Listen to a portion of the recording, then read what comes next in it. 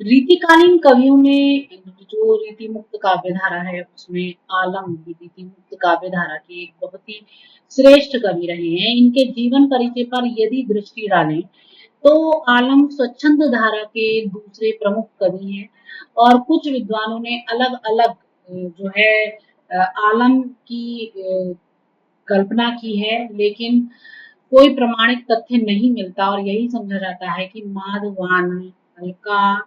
माधवान अलकानंद कला तथा आलम केली के रचयिता आलम अकबर कालीन कवि ही हैं और ये एक ही है। और कहा जाता है कि आलम मूलतः ब्राह्मण थे किंतु रंगरेजिन शेख के अनुरागवश ये जो है मुस्लिम संस्कृति के प्रति समर्पित हो गए थे और शेख से इनके प्रेम की कथा का आधार उनकी काव्य प्रतिभा मानी जाती है। किंवदंती है कि एक बार आलम ने शेख को अपनी पगड़ी रंगने को दी थी और उस पगड़ी में एक कागज का टुकड़ा बंधा था जिस पर आलम कवि का अधूरा काव्य छंद था, कनक छरी सी कामनी काहे को कटी छी। दोहे की इस अधूरी पंक्ति को आलम ने बाद में पूरा करने की आशा से संभवतः पगड़ी में बांध दिया होगा। शेख ने पगड़ी रखते समय कागज देखा और दोहा पूरा कर उसमें लिखा कि कटी को कंचन काटिके कुचन मध्य धरी। तो आलम ने इस दोहे की पूर्ति को देखा तो वे सीधे शेख के घर पहुंचे और उन्हें पुरस्कृत किया और यहीं से इन दोनों का प्रेम जो है वो आरंभ। तो अगर व्यापक रूप से आलम के व्यक्तित्व पर, कृतित्व पर, उनके जीवन परिचय पर दृष्टि डालें तो आचार्य विद्या निवास मिश्र ने अपनी पुस्तक आलम ग्रंथावली में आलम के विषय में लिखा है कि यह हिंदी के पंडित राज जगन्नाथ हैं और एक शेख मुसलमान रंगरेजिन पर ऐसे अनुरक्त हुए कि उनसे निकाह ही कर लिया। घटना भी कुछ अजीब घटी। हुआ यह कि पंडित राज ने दोहे का पूर्वार्ध लिखा और उसे अपने दुपट्टे की खूंट से बांध दिया। दुपट्टा ज्यों की त्यों रंगरेजिन के घर चला गया। उसने खूंट में कुछ बंधा हुआ देखा और उसे खोलकर पढ़ा तो वहां दोहे का पूर्वार्ध लिखा था, कनक छरी सी कामिनी काहे ते कटी छीन। उसने सोचा पंडित जी ने उत्तरार्ध बनाने की इच्छा से इसे बांध दिया है, वो बना नहीं पाए हैं और चाहते हैं कि मैं इसे पूरा करूं, इस इच्छा से उन्होंने दुपट्टे में बांध दिया है। तो वो उसको पूरा करके लिखते हैं कि कटिका कंचन काटी विधि कुचन मध्य धरी दी और वैसे ही खूंट में रखकर गांठ लगा देते हैं। दुपट्टा पंडित जी के पास पहुंचता है, खूंट खोलते हैं, उत्तरार्ध जो है वो तैयार प्राप्त होता है। ये जब पता चलता है कि रंग रेजिन की करामात है तो फिर क्या है, पंडित जी उस पर जी जान से फिदा हो जाते हैं और अंततः निकाह हो भी गए।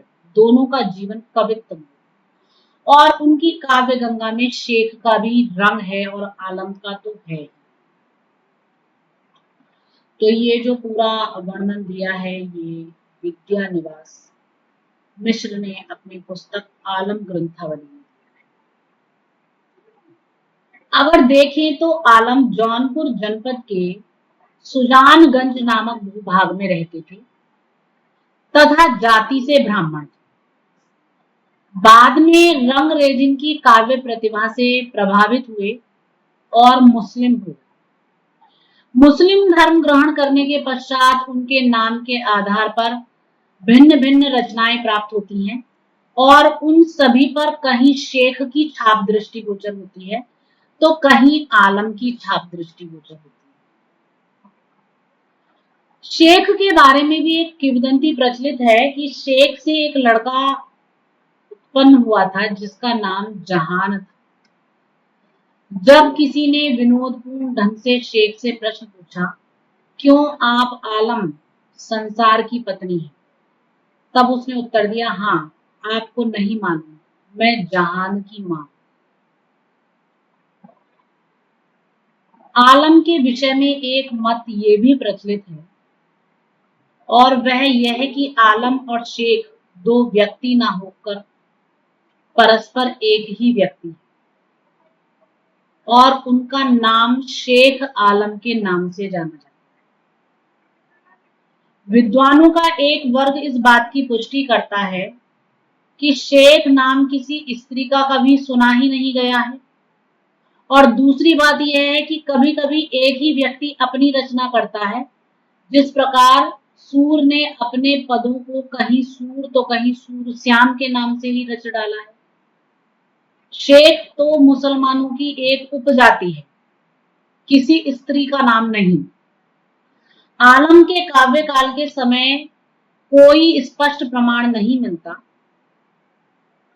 शिव सिंह सेंगर ने आलम को शाह मुअज्जम बहादुर शाह के समय का कवि माना, और इस प्रकार शाह मुअज्जम बहादुर शाह का समसामयिक होने के कारण उनका रचना काल संवत 1735 से संवत 1770 तक माना जाता है। लाला भगवान दीन ने भी आलम केली का प्रकाशन इसकी पांडुलिपि के आधार पर इनका कार्यकाल संवत 1740 से संवत 1770 तक माना है, और मिश्र बंधुओं ने भी संवत 1740 माना। इस प्रकार अनेक मतों के आधार पर एक मत होते हुए ये कहा जा सकता है कि शेख आलम मुअज्जम शाह के समकालीन रहे होंगे। विद्वानों के विचार, अध्ययन, शोध निरंतर चलते रहते हैं, तो उसी के आधार पर जो विभिन्न मत निकल करके आते हैं उनसे बहुत सारी बातें सामने आती हैं, और इन्हीं में जो श्याम सुंदर दास हैं वो अपना मत देते हैं कि आलम प्रायः एक कवि ना होकर दो कवि हुए हैं। एक वह जिसने माधवानल काम कंदला नामक प्रबंध काव्य की रचना की, और दूसरे वह जिसने आलम केली नामक प्रकीर्णक काव्य की रचना की। एक कवि का संबंध अकबर के समय से है और दूसरे का संबंध मुअज्जम के समय से है।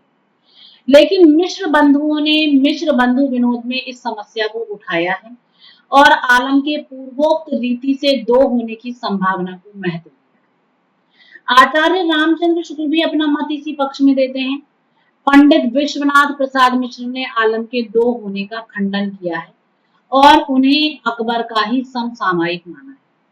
उनका मत है कि आलम एक हैं और उनका कार्यकाल संवत 1640 से संवत 1680 तक माना जा सकता है। तो इस प्रकार रस खान के साथ आलम भी मध्यकाल की सीमा में स्वच्छंद प्रेम धारा के कवि हैं।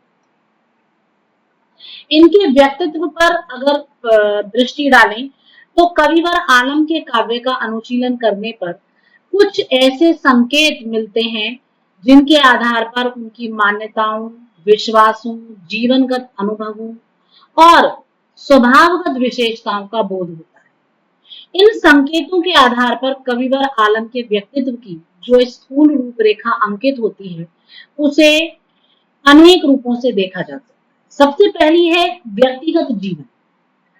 आलम अपने व्यक्तिगत जीवन में शौकीन मिजाजी रहे हैं और साथ साथ रंगीले स्वभाव के भी।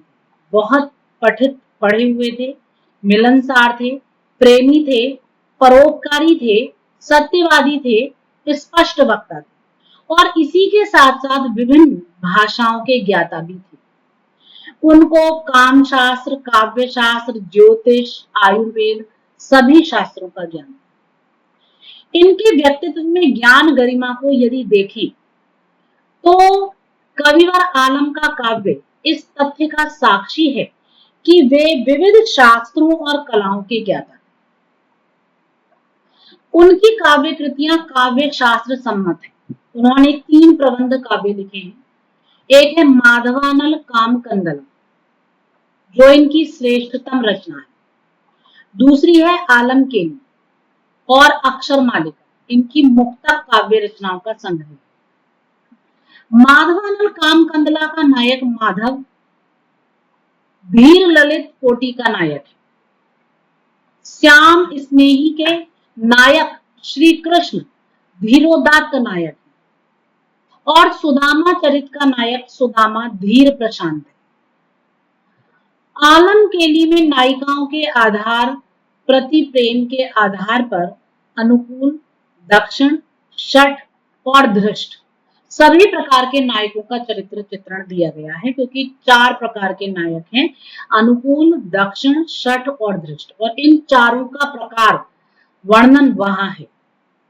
नायिका भेद की दृष्टि से नवोढ़ा, खंडिता, विप्रलब्धा, अभिसारिका, मानिनी, प्रवत्स्य पतिका, आगत पतिका आदि अनेक प्रकार की नायिकाओं का वर्णन निरूपित किया गया है। तो ये सारी बातें इनके काव्य शास्त्र के मर्मज्ञ होने का परिचय प्रस्तुत करती है। विविध प्रकार की दूतियों, दूती शिक्षा और दूती कर्तव्य का निरूपण भी इन्होंने किया है। उनकी काव्य रचनाओं में अलंकारों का समावेश है। अधिक रूप से भले ही ना हुआ हो, लेकिन मुहावरेदार, लाक्षणिक तथा व्यंजक भाषा का प्रयोग करने में ये सिद्धहस्त है।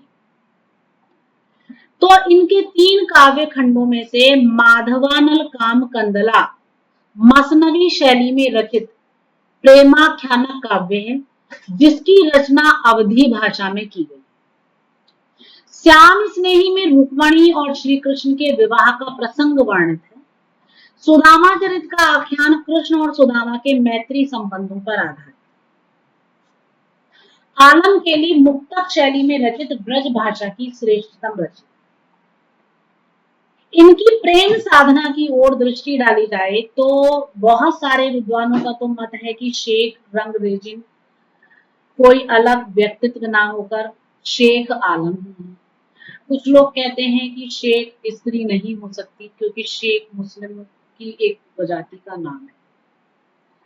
लेकिन कुछ लोग कहते हैं कि आलम के जीवन में शेख रंगरेजिन का आगमन हुआ, उनसे उन्हें प्रेम हुआ और उन्हीं के द्वारा वो प्रेमी स्वभाव के हुए। तो ये इस बात का द्योतक। उन्होंने अपनी काव्य रचनाओं में प्रेम पथ का अनुगमन बड़ी ही श्रेष्ठता से किया है। प्रमाण के लिए आलम केली में प्रेम कथन शीर्षक के अंतर्गत वो एक छंद प्रस्तुत करते हैं। वो छंद है इनका, तू तो चिते चली गयो, चितहू ना कीनी हुए वह, मेरे चित वह चित बनी भई साल है, बाबरी बिकल चाही ठगी हो ठगोरी वाही, बैरी बधू बारे मुख यह बात चाल, आलम कहे हो काहू अब नु न लागू मन, लाग्यो तब जान्यो होत ऐसो ही जंजाल, जापे बीते सोई जाने कहे काने कौन माने, तेरे जी की तू ही जाने मेरो ऐसो हाल। तू तो चिते चली गयो, चित हूँ न कीनी हुए है, मेरे चित वहे चित बनी भी साल है, बावरी विकल चाही ठगी हो ठगोरी वाही, वैरी वधु बारे मुख यह बात चाही, आलम कहे हो काहू अबलो न लागो मन, लाग्यो तब जाने हो तो ऐसो ही जंजाल है, जापे बीते सोई जाने कहे कान्हे कौन माने, तेरी जी की तू ही जाने मेरो ऐसो। तो उनकी जो प्रेम भावना है अभिलाष प्रधान है, अतृप्त प्रधान है। प्रेम मार्ग में उत्पन्न विरह को उन्होंने कितने सुंदर ढंग से वर्णित किया है। कहते हैं, बिथा को विचारों के सकानी हूं न जान्यू ने, पीरी होती जाती अरु तातो सीरी गाती, सुमन सुहाते ते हो हिये होते हाथे करी, नैनानी सो चांदने को हेरू नाही पाती, तुम्हारे वियोग का भी आलम विरह बढ़ियो, तुम बिन प्यारे हरि कछु न बसाती, आई हो को और आए ऐसी गति होती भाई, औरती से नैना आंगू ओरो सो उड़ाती। तो इसलिए कहा जा सकता है कि आलम एक निष्ठ प्रेमी थे। उन्हें रसिक प्रवृत्ति की प्रेम भावना ना तो रुचिकर थी और ना ही वे उसका अनुगमन कर सकते। आलम सौंदर्य के कवि हैं। उनका सौंदर्य बोध नारी के कायिक सौंदर्य तक सीमित नहीं था, अपितु उनकी सौंदर्य प्रियता संगीत और नृत्य कलाओं में रंगी रही। संगीत की उन्हें विशेष जानकारी थी।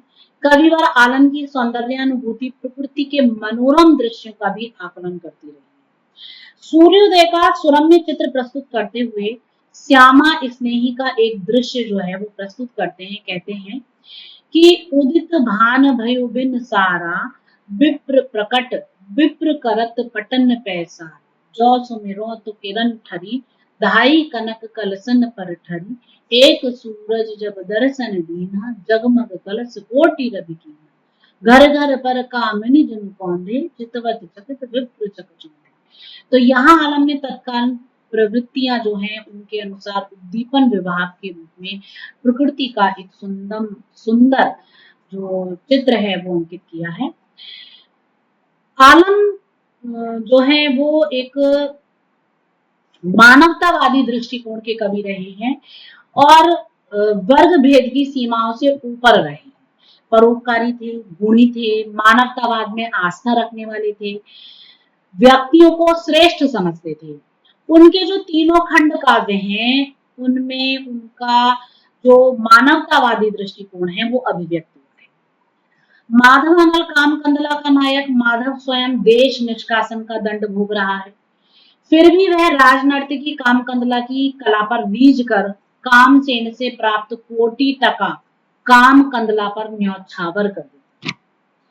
राजा विक्रम जब उसे समझाते हैं कि आतुर प्रेम विश्वसनीय नहीं होता, तो माधव क्या उत्तर देता है कि सोमतहीन व्रजे तनु होई, संग्रह नेहु न जीवे को, पूरव जन्म कोटि जो करई, तब सो नेकु पंथ पगुधर, मानस पशु अंतर अहई, मानव सोई नेहु जो बहई, ब्रह्म ज्ञान पावे पुनि सोई, जिहितन तेज नेह को, अंधकूप बारी देहु, गुप्त प्रगट कोई नहीं लखही, जाने दीपक नेहु, तब सब देखूं रूप। तो श्री कृष्ण का सुदामा के प्रति प्रेम उनका मानवतावादी दृष्टिकोण का परिचायक है, जो कि कवि आलम का दृष्टिकोण भी प्रतीत होता है। हर्ष भया हरि के दिल भीतर, मिला यार कदीम दिल आन, दिन दो राखी हजूर आपने, सब भरपूर करी मह, सारा महल टहल को लागा, चहल पहल सगरी रजधानी, जो कछु सरत दोस्ती की थी, श्री कृष्ण बजाए सब। तो स्पष्ट है कि कविवर आलम उसी मनुष्य को मानव की संज्ञा देना उपयुक्त समझते थे जो प्रेम के प्रवाह में प्रवाहित होता है। उनकी दृष्टि में जो प्रेम के प्रवाह में डूबा है, प्रेम के तेज से उद्दीप्त है, वही ब्रह्म ज्ञानी है। अर्थात प्रेम का सौंदर्य जिस हृदय में बसता है वो हृदय ब्रह्म सहोदर है, वो हृदय सुकोमल है, सुसज्जित है। तो ऐसा जो निष्कपट प्रेम जहां पलता है वो हृदय ब्रह्म ज्ञान स्वरूप है, ऐसा कवि आलम का मानना था। कवि आलम के व्यक्तित्व में जो एक और गुण देखने के लिए मिलता है कि काम शास्त्र के पंडित थे। कविवर आलम काम शास्त्र के पंडित रहे और खूब कला उन्होंने पढ़ी। और आलम केली की नायिका के संबंध में दूती का कृष्ण से जो ये कथन है कि देह में बनक सी है लाखों तनक सी है, नूपुर झनक सी है, माह छवि बड़ी है, चाल गति मंद सी है, लागे सुख कंद सी है, निरखित चंद सी है, कोक कला पड़ी, आलम के प्रभु बाके पट तर, दीजे कौन तेरे चित्त बसी वह, वाके सम गढ़ी है, आंगनों में पग भरे सभी कंग बाह धरे, कंचन के खम्भ मानो चंप लता चढ़े। तो माधवानल जो मतलब के आलम केली में नायिका के संबंध में दूती कृष्ण से कथन कह रही है, इसके द्वारा जो कवि ने वर्णन किया है उसमें उन्होंने कोक कला की अभिव्यक्ति की है और उसी के द्वारा अपने भावों की अभिव्यंजना की है उन्होंने। माधवानल कामकंदला में इसी प्रकार कोक रीति की शिक्षा वो सखी के द्वारा देते हैं और कवि के तत्व संबंधी ज्ञान का प्रमाण यहाँ पर प्राप्त होता है कि काहे सूखी सोन हो कंदला, तोते रस जाने को भला, जहाँ वास मनमथ को जानो, ते ठाहरी सुनिकट जनि आनो, जहाँ अंग मन मत रह तहाँ, चिपन कयो रहियो पिता। कोक रीति कंदला सिखाई, माधव नल पे सखी पठाई, माधव निरखि दीज के रहा, तिहि चिन आई मदन।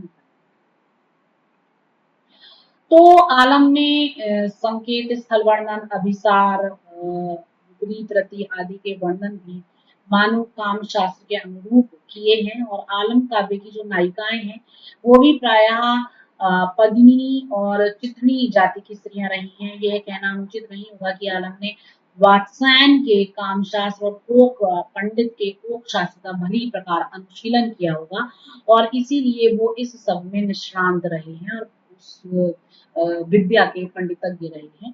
स्वाभिमान का एक सहज स्वरूप उनमें देखने के लिए मिलता है। कविवर आलम के व्यक्तित्व में स्वाभिमान का सहज स्वरूप है। वे उच्च कुल के वंशोद्भव विद्वान थे, अनेक शास्त्रों के ज्ञाता थे, सुंदर थे, शौकीन थे, सौंदर्य के पारखी थे, साहित्य मर्मज्ञ थे। इसलिए वे आत्म सम्मान की रक्षा करके जीवन जीने में विश्वास करते थे। वे पर दुख कातर थे, परोपकारी थे, भाग्यवादी थे। पर किसी के सामने गिड़गिड़ाना और दूसरों की धौंस को झेलना, ये उनकी शक्ति के बाहर की बात है। उन्होंने जाति से बहिष्कृत होकर बंधु बांधवों के मध्य तिरस्कृत जीवन नहीं जिया। उन्होंने धनार्जन के लिए किसी राजा की शरण नहीं ली। इसके विपरीत अविवेकी और ज्ञान का झूठा दंभ रखने वाले जो राजा हैं उनको उन्होंने फटकारा है। उनका काव्य नायक माधवानल ब्राह्मण है जो राजाओं के दर्शन नहीं करता है अपितु राजाओं को दर्शन देता है। राजा पास प्राप्त उठी जाए, लय तुलसी दल देव को जाए, देव को जाई विप्र फिर आए, प्राते भय पुनि दरस दे। कामावती नगरी में राजा कामसेन के द्वारा देश निष्कासन का जो आदेश है उसे सुनकर ब्राह्मण माधवानल स्पष्ट कहते हैं कि तब सो वचन माधवानल कहें, तोरे नृगन राई को रहे, मैं गुणिवंत भूमि पर बेसा, चरण धोई करी पिए नरेसा। यह सुनि नृप मंदिर में जाई, नीच शीस करी सांस ले, राजा मन में चिंता करही, फिर दोष करने को दे। तो माधवानल की जो ये उक्ति है एक विषय वस्तु का अंश नहीं है अपितु स्वयं आलम की उक्तियां हैं जो उनके स्वाभिमान स्वाभिमान को स्पष्ट करती हैं। किसी राजा को अपना आश्रयदाता उन्होंने नहीं बनाया। यही कारण है कि उच्च कोटि के कवि होते हुए भी उन्हें अभी तक हिंदी साहित्य जगत में वो ख्याति प्राप्त नहीं होती जिसके वो वास्तव में अधिकारी थे। तो कविवर आलम ने भी किसी राजा का आश्रय यदि ग्रहण कर लिया होता तो शायद उन्हें अपेक्षाकृत अधिक यश कीर्ति ख्याति प्राप्त हुई। तो जो कविवर आलम है, संपूर्ण वर्णन के अनुसार ये कहा जा सकता है कि कविवर आलम एक श्रेष्ठ व्यक्तित्व के धनी थे, स्वभाव से बहुत ही कोमल थे, प्रेमी स्वभाव के थे, परोपकारी थे, गुणों के पारखी थे, स्पष्टवादी थे, विविध शास्त्रों के प्रकांड विद्वान थे, लेकिन फिर भी किसी भी बात का उनको अहम नहीं था। अपने स्वाभिमान पर तो वो कभी ठेस नहीं लगने देते थे। प्रेम के पथ पर चलने वाले सच्चे साधक थे। अंततः कह सकते हैं कि कविवर आलम हृदय और मस्तिष्क की एक विरल अनुभूतियों की अद्भुत संपदा। काव्य रचनाओं का परिचय यदि दें तो उनकी जो काव्य रचनाएं हैं आलम केली है, आलम की कविता है, आलम के कवित्व हैं, कवित्व संग्रह है, छप्पय है, सुदामा चरित है, श्याम स्नेही है और माधवानल काम कंदला। और इनके अंतिम 3 प्रबंध काव्यों के अतिरिक्त नागरी प्रचारणी सभा में उनके जो अन्य मुक्तक संग्रह हैं वो 4 रचनाएं हैं उनकी, आलम केली और अक्षर मालिका, माधवानल कामकंदला, श्याम स्नेही और सुदामा चरित। ये इनकी 4 रचनाएं जो हैं वो विद्वानों के द्वारा सम्मित प्राप्त है। तो अगर देखें तो आलम केली और अक्षर मालिका आचार्य पंडित विश्वनाथ मिश्र ने पुस्तकों के मुक्तकों के 6 विभिन्न संग्रहों का तथा अन्य विद्वानों ने 11 प्रकीर्ण संग्रहों का उल्लेख किया है। और विभिन्न संकलनकर्ताओं ने समयानुरूप विभिन्न संकलनों का संग्रह करके उन्हें भिन्न भिन्न नामों से अलंकृत किया है। तो इनकी जो ये रचनाएं हैं, ये रचनाएं विभिन्न रूपों में विभिन्न विषयों को धारण करती हैं। आकार के आधार पर ही मुक्तकों का एक अन्य संग्रह अक्षर मालिका है। अक्षर मालिका आलम केली से अलग नहीं है। अक्षर मालिका के छंद आलम केली के में नहीं है। आलम केली में छंदों के भिन्न भिन्न रूप प्राप्त होते हैं, कहीं 400 है, कहीं 397 है, कहीं 402। तो इस प्रकार आलम के सैकड़ों कवित्व सवैये संग्रह में मिलते हैं। आलम केली में 396 तथा अक्षर मालिका में 425 छंद संकलित हैं। तो अपवाद स्वरूप यदि कुछ को छोड़ भी दिया जाए तो भी दोनों का वर्णन विषय एक ही है। और यशोदानंद केंद्रित श्रृंगार नायक नायिका भेद, कुछ अन्य देवी देवता और शांत आदि अतिरिक्त रस परक प्रसंग तथा वात्सल्य के उभय पक्ष और भंवर गीत प्रभृति अनेक मुख्य वर्णनीय विषय विद्यमान। माधवानल कामकंदला विद्वानों ने इस रचना के लिए जो इसका सृजन काल है वो 1640 माना है, जो कि आलम की रचना काल और उनके द्वारा रचित काव्य के समय को अभिव्यक्त करता है। इसके आधार पर ये उनकी कृति है और सन 900 से 9, जिसका अर्थ 991 हिजरी है। हिंदी पुस्तकों का संक्षिप्त विवरण में इस रचना का रचनाकाल 951 हिजरी है। और इस प्रकार यदि परवर्ती का ही प्रामाण्य मानना है तो इसका रचनाकाल संवत 1602-3 हुआ। इसकी हस्तलिखित प्रतियां भी मिली हैं और दो रूपों में पाई जाती हैं, एक का आकार छोटा है, दूसरे का बड़ा है। कई प्रकार के अंतर भी देखने के लिए मिलते हैं। छोटी में 5 अर्धाली हैं, उसके बाद दोहा या सोठा है। बड़ी में 5 अर्धाली के बाद एक सोठा और एक दोहा भी है। इस कथा में प्रारंभ में मंगलाचरण शाहे वक्त का स्मरण किया गया है और बाद में कथा शुरू होती है। एक नगरी है जिसका नाम पुष्पावती है और उस नगर का राजा गोपीचंद है। उस नगर में माधवानल नाम का एक योगाभ्यासी ब्राह्मण रहता है, जो महाराज को देव पूजा के लिए तुलसी दिया करता है। वह वीणा बजाने में अत्यधिक कुशल है। वह ऐसी वीणा बजाता है जिसे सुनकर नगर की स्त्रियां मूर्छित हो जाती हैं।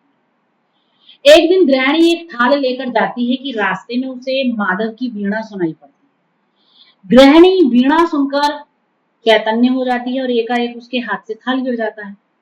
जब उसके पति को इस घटना के बारे में पता चलता है तो वो नाराज होता है। राजा से निवेदन करता है कि ऐसे व्यक्ति को नगर से निकाल देना चाहिए, अन्यथा सारी प्रजा नगर छोड़। राजा ने माधवानल को बुलाया और उसकी परीक्षा ली और घटना को सत्य पाया। राजा प्रजा द्वारा राज त्याग से भयभीत होकर माधवानल को निष्कासित कर देता है। माधवानल उस देश से निष्कासित होकर कामवती नगर जाता है। पता चलता है कि राजमहल में कामकंदला का गायन हो रहा है। फलस्वरूप वह उसका गायन सुनने के लिए जाता है, किंतु द्वारपाल उसे रोक देता है। माधव द्वार पर बैठ जाता है, गायन सुनने लगता है। वादन यानी तबला की गड़बड़ी से गायन और नर्तन में जो तालबद्ध है वो नहीं हो पाता। यह जानकर माधव द्वारपाल से कहता है कि सभी लोग मूर्ख हैं जो इस असंतुलित तालबद्धता को समझ नहीं पा रहे हैं। कहता है कि तालवादकों में एक के हाथ में 4 ही अंगुलियां हैं। द्वारपाल इस रोचक घटना को राजा तक पहुंचाता है। राजा रहस्यपूर्ण बात को जानकर माधवानल पर मुग्ध हो जाता है और सभा में बुलाकर उसका सम्मान करता है। कामकंदला भी माधवानल के सम्मुख अपनी गायन प्रतिभा को प्रदर्शित करती है। जब उसकी गंध से आकर्षित होकर एक भ्रमण उड़ता हुआ वहां आता है और उसके वक्ष पर बैठकर दंश देने लगता है। नर्तन कला में कोई विघ्न ना हो इसलिए कामकंदला यौगिक प्रक्रिया से शरीर की संपूर्ण वायु को केंद्रित करके और वक्ष के रोमकूपों से उस प्रकार वेग पूर्वक उस भौरे को उड़ा देती है। तो उसकी इस विशेषता को सभा में बैठे लोग नहीं समझ पाते, क्योंकि वे गायन और नर्तन में अत्यधिक मग्न हैं। कामकंदला के इस कौशलपूर्ण कार्य पर माधवानल मुग्ध हो जाता है और राजा ने उसे सम्मान में जो वस्तुएं प्रदान की थी वो सब वह कामकंदला को सौंप देता है। राजा इससे रुष्ट हो जाता है और फिर वह राजा भी उसे देश से बाहर निकाल देता है। माधवानल और कामकंदला दोनों एक दूसरे पर मुग्ध हो जाते हैं और दोनों के हृदय में विरह की ज्वाला प्रज्वलित होती है। कामकंदला इसे रहस्य रूप में रखना चाहती है, किंतु माधव किसी शासक के राज्य में इस तरह से रहना नहीं चाहता, बल्कि वह वन वन घूमकर किसी परोपकारी की शरण लेना चाहता है और इसी आशा से वह विक्रम नरेश की राजधानी उज्जैनी चला जाता है। राजा भी दर्शन करने जाया करता है। माधवानल मंदिर की दीवार पर एक दोहा लिखता है, कहाँ करूं कित जाऊं, हो राजा राम न आए, सिए वियोग संताप बस राधो जानत। विक्रम राजा विक्रम जब ये दोहा पढ़ता है तो आज्ञा देता है कि इस दोहे को लिखने वाले विरही को खोजा जाए। विरही मिल जाता है। राजा उसके वियोग का कारण पूछता है। राजा माधव की निंदा करता है कि ऐसे गुणी ब्राह्मण को गणिका के प्रेम जाल में नहीं फंसना चाहिए। माधवानल गणिका की अनन्य निष्ठा निवेदित करता है। राजा गणिका की निष्ठा का परीक्षा पूर्वक निर्धारण करता है और गणिका को बताता है कि उसका प्रेमी उज्जैनी में विरह दग्ध होकर मृत्यु को प्राप्त हो चुका है, जिसे सुनकर कामकंदला भी अपने प्राण त्याग देती है। तो राजा माधव से इस घटना के बारे में बताता है। यह घटना सुनते ही माधवानल भी अपने प्राण त्याग देता है। इन दोनों की हत्या का दोषी राजा स्वयं को समझता है और चितारोहण का संकल्प लेता है। चिता में आग लगाई जाती है। उसका मित्र बेताल आ जाता है और पाताल से अमृत लाकर दोनों प्रेमियों को जीवन प्रदान कर देता है। इस प्रकार विक्रम भी बच जाता है। कामकंदला को जब संपूर्ण रहस्य के बारे में पता चलता है तो वह परोपकारी राजा की प्रशंसा। राजा विक्रम वहां से लौटकर श्रीपति नामक दूत को कामसेन राजा के पास यह संदेश देकर भेजता है कि वह कामकंदला को दे या फिर युद्ध करे। कामसेन युद्ध स्वीकार करता है और कामकंदला को दे देता है। कामकंदला को माधव को सौंपकर विक्रम उज्जैनी आ जाते हैं और दोनों पुष्पवती चले जाते हैं। माधवानल और कामकंदला की इस कथा को आधार बनाकर अनेक प्रबंध काव्य लिखे गए। आलम से पहले गणपति की माधवानल कामकंदला तथा कुशलाद कृत माधवानल कामकंदला चौपई में रचित हुई। आलम के पश्चात बोधा का बिरहा वारिश या कामकंदला, राजकवि कैस का माधवनल नाटक, भीष्मकृत माधवनल की कथा, सब यही है। तो इस प्रकार आलम की यह रचना श्रृंगार प्रधान तथा इसकी जो भाषा है वो तो ये जो आलम की रचना है, इसकी जो पूरी कथा है वो अपने आप में बहुत ही व्यापक है और बहुत ही प्रसिद्ध कथा है, जिसे आलम ने अपने प्रबंध का वर्णनिक विषय बनाया है। और इसके अलावा जो उनकी अन्य रचनाएं हैं उनका भी जो वर्णनीय विषय है वो अपने आप में बहुत सुंदर है, चाहे वो सुदामा चरित्र हो या श्याम स्नेही हो या फिर उनकी अन्य रचना। तो इस प्रकार जो आलम कवि हैं, आलम कवि का व्यक्तित्व और कृतित्व अत्यधिक अनूठा है और कुल मिलाकर ये कहा जा सकता है कि हिंदी साहित्य जगत में कवि आलम को जो यश कीर्ति ख्याति मिलनी चाहिए थी वो प्राप्त नहीं हुई और शायद इसका एकमात्र कारण ये है कि आलम ने किसी राजा के आश्रय में रहकर काव्य पाठ नहीं किया और इसी कारण वो यश और कीर्ति प्राप्त नहीं कर पाए जो कि उन्हें होनी चाहिए। लेकिन उनके कवि कृतित्व का यदि अध्ययन किया जाए तो उनके व्यक्तित्व का सौंदर्य अपने आप स्पष्ट होता चला है। धन्यवाद।